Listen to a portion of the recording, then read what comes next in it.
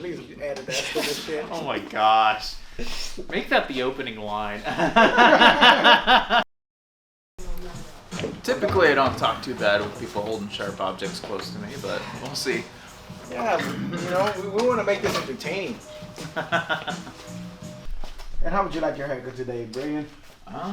Same as we've Same been old? doing. All right. Nice and short on the sides, and this is getting a little bad for the motorcycle helmet. Oh, there you go. And we're Poking still my doing the eyes. hard part, right? Yeah, I love it. Let's do it. What kind of motorcycle you ride? Honda. Yep. And full faced, so when it's usually not too bad when the hair gets in the eyes, but once it does, it's there. Yeah. And then it's hard. Yep.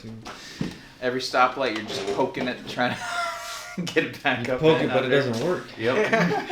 Gloves are too thick. But, nah, Miguel does me right with that one. I was just about to say, Noe, one day you need to let me ride that motorcycle, man. I'll bring you by tomorrow. I've been wanting to learn how to ride. I mean, I would bring it here for the haircut, but let's give me a helmet full of hair afterwards. Mm-hmm. Exactly. You don't want that for sure. I think that would be the worst. My mom had a real cheapo convertible, but I used to take it out every time I got a haircut just to blow it all out after I was done. Fortunately, I always went into the back seat. Oh man. He's like, "Do you have a dog back here and he's shedding?" My son got a haircut. So state for the audience, what's your name and what do you do for a living? I'm Braden Murdoch. I'm a meteorologist for the National Weather Service. And the rest is classified. Damn. Nah. You guys want to know more, you guys got to join our OnlyFans.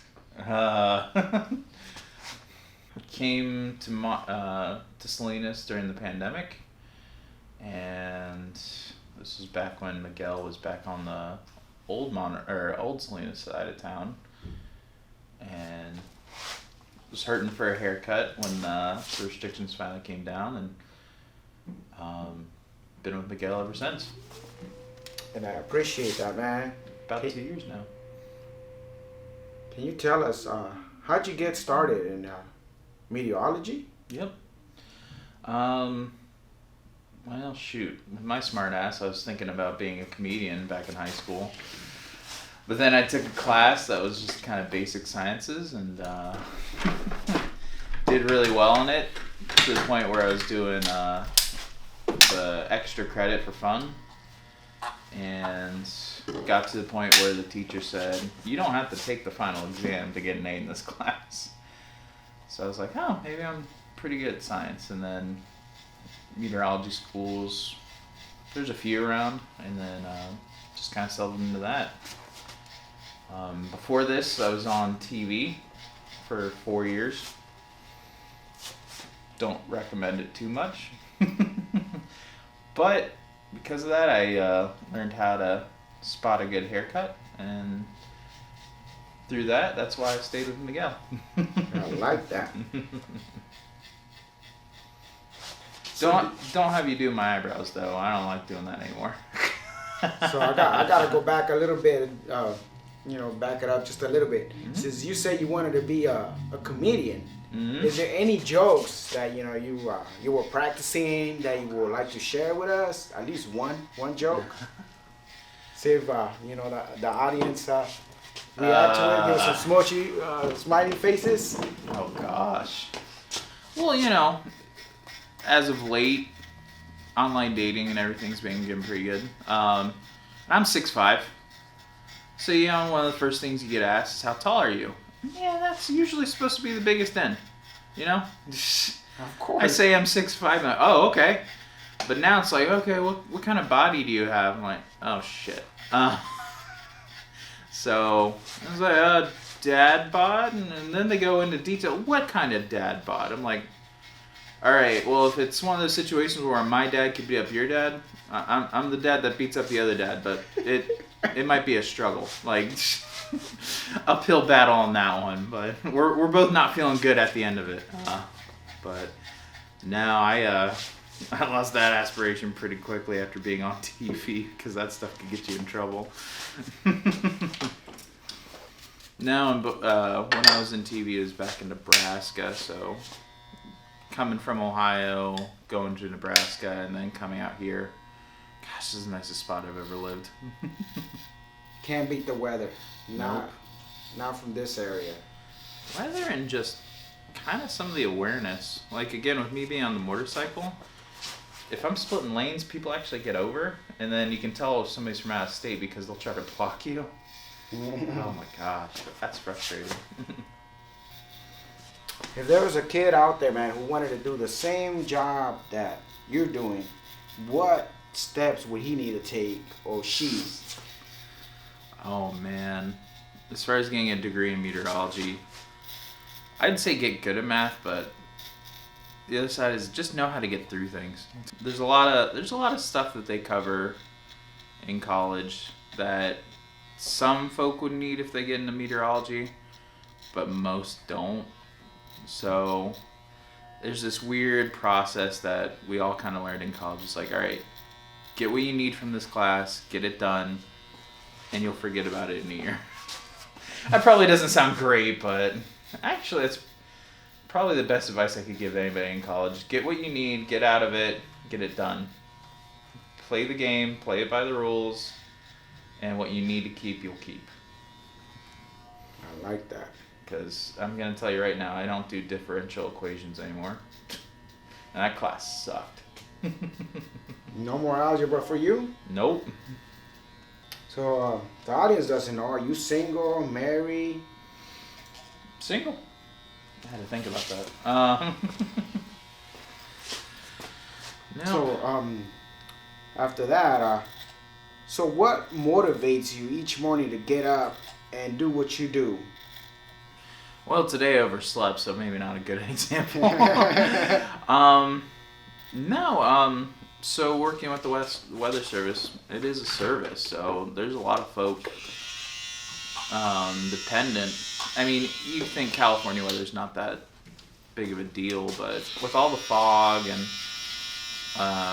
right now we have some beach concerns because a lot of sneakers and stuff. We do a lot of that kind of things where keeping people in the know.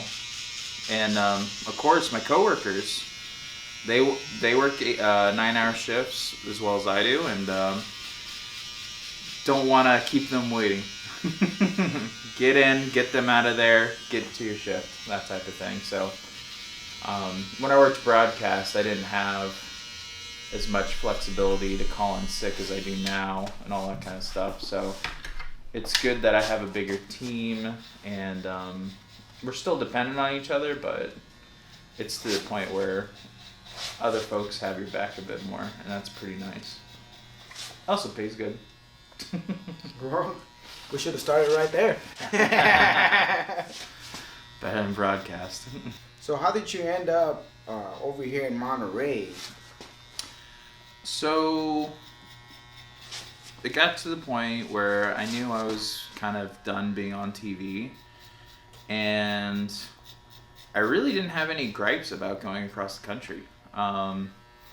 So when it comes time for you to apply to government jobs, they'll list every spot available. And Monterey was their office was the first one to give me an interview. Well, not the first one that accepted my interview.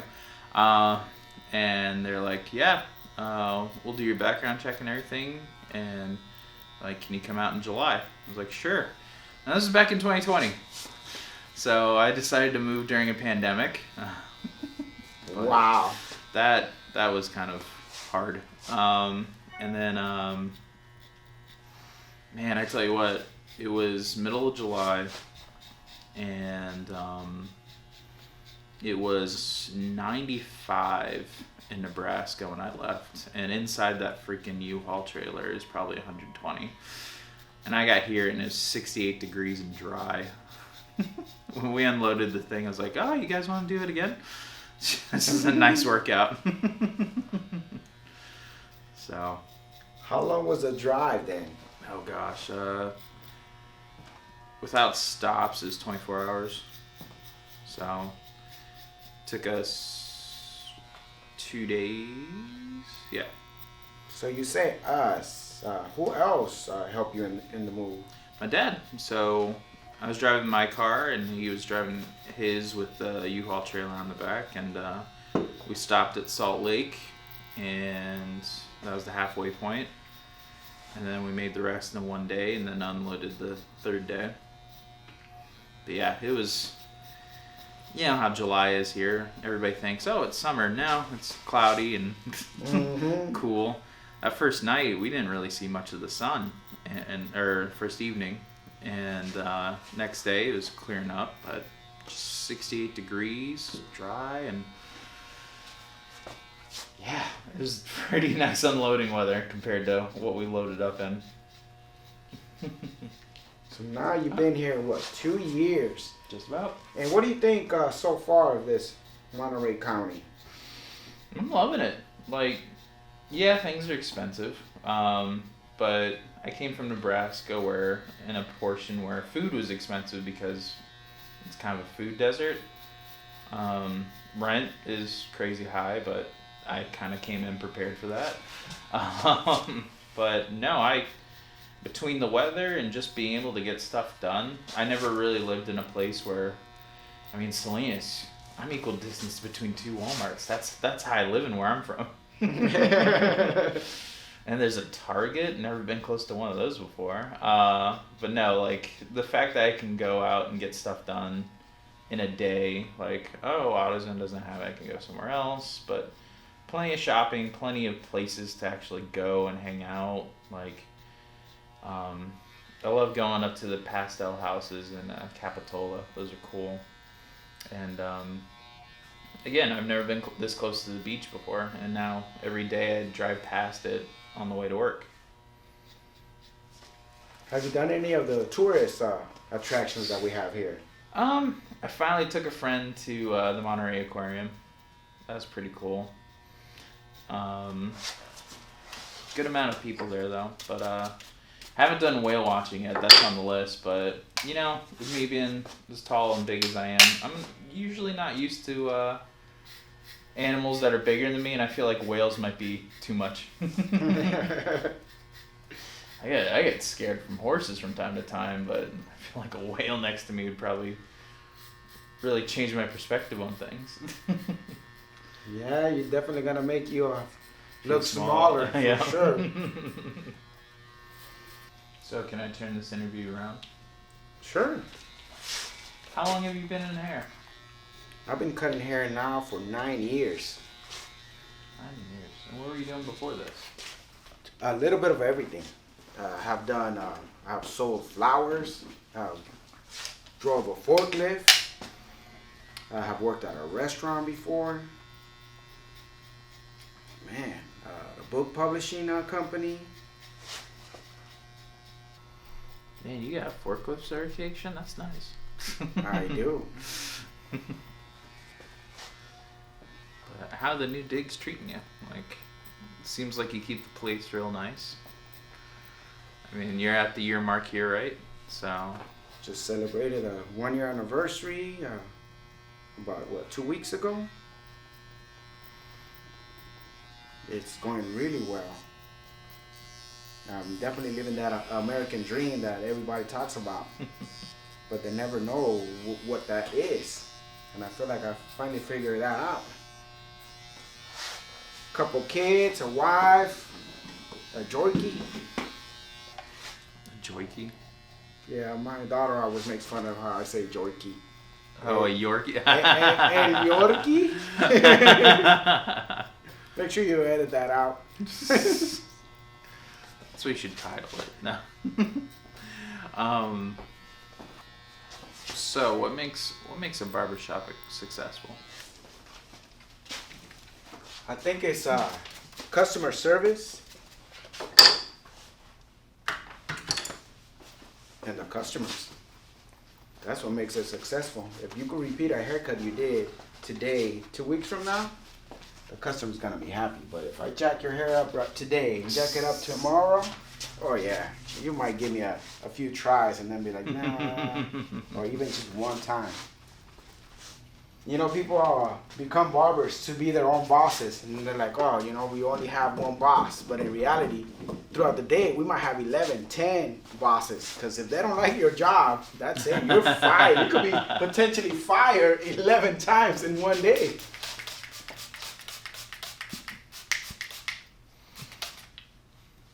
I'd like to add one thing to your list, is the conversation on top of it too. You get a barber that can't talk, that's kind of hard. I think that should be definitely one of the top in the list, or if not the top one in the list. Besides to be able to cut good hair. Oh yeah. To kind of get a quote, and it's like, what's something you want the public to know about whatever we're talking about? So Miguel, what's something you want the public to know about your work? I want people to know that I do love what I do. That I don't just do this for the money. I actually genuinely enjoy cutting hair and, of course, meeting people, the conversations. The fact that I get paid to do this is just, man, I don't even know what word I could use for that one. You know, the hardest thing for me when I actually started charging people was that, charging people. Hey, how much should I charge? I don't know. You should know your worth, your price. So that was hard for me. Is there something you want the public to know about you and the things that you do? Nah, that's classified. Sorry, we'll have to kill you guys now. People really open that one up pretty well. Unless it's classified. No. But no, as far as the context we're in right now, there's a reason why I've been coming to Miguel for almost 2 years now. I'm so much happier you're close now, so I can sleep in. There you go. Cause yeah, back when you're in Old Town Salinas, man, that commute's anywhere between 10 to 20 minutes, depending on what the traffic flow is. But here, I got one light, and now I'm here. Shout out to Privilege Barbershop. That's the spot that he's talking about. Cause yeah, you do good enough work that if I ever moved towards Monterey, I'd probably still come back out here. Damn. Hope you get that on film, man. We're gonna hold him with that.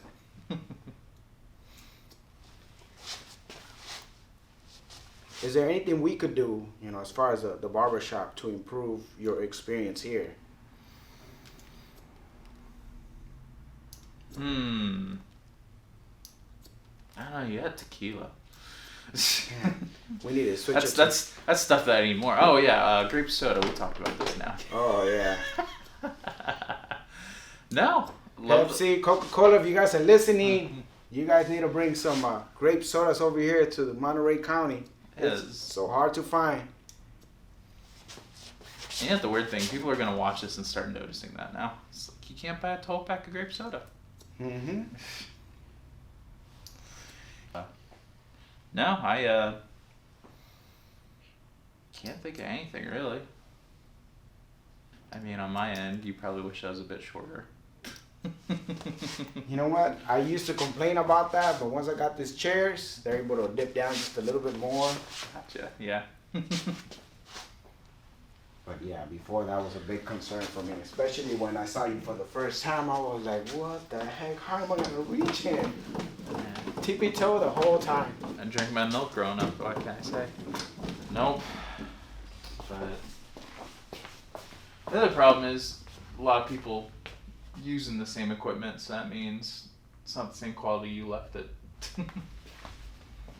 Looks good, my friend. Ready for the honeys. There we go. So if you ladies want to go on a motorcycle ride, thanks again for watching, guys. We'll see you guys on the next one.